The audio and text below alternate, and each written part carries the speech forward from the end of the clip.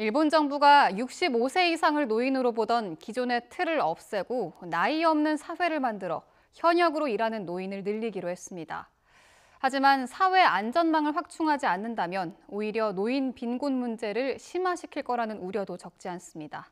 박철원 기자가 보도합니다. 일본의 전체 인구 중에서 65세 이상이 차지하는 비율은 4분의 1을 넘습니다. 세계에서도 몇 손가락 안에 꼽힐 정도로 일본의 고령화는 빠른 속도로 이어져 왔습니다. 인구에서 65세 이상이 차지하는 비율은 1996년 15.1%에서 올해 1월에는 27.8%로 급격히 늘었습니다.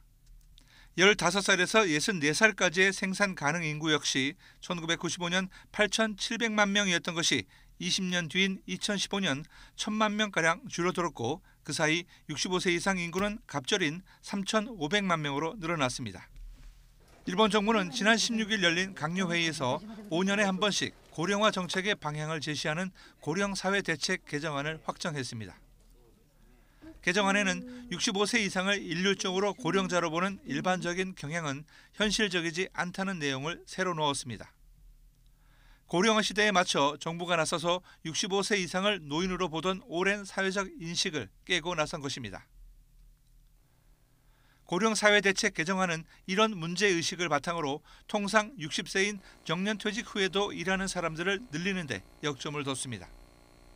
공적연금 수급 연령의 연기 가능 시점을 70세까지 해서 그 이후까지 미룰 수 있도록 하는 것도 염두에 두고 검토하기로 했습니다. 이를 통해 지난해 기준 63.6%였던 60세에서 64세까지의 취업자 비율을 2020년까지 67%로 올릴 계획입니다.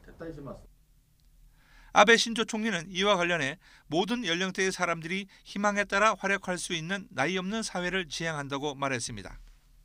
하지만 노인을 위한 양질의 일자리가 확보되지 않는 채 일하는 노인을 당연시해 사회 안전망을 갖추지 않는다면 빈곤에 허덕이는 노인들을 더 심한 고통으로 내몰 수도 있다는 우려도 적지 않게 제기되고 있습니다. YTN 박철원입니다.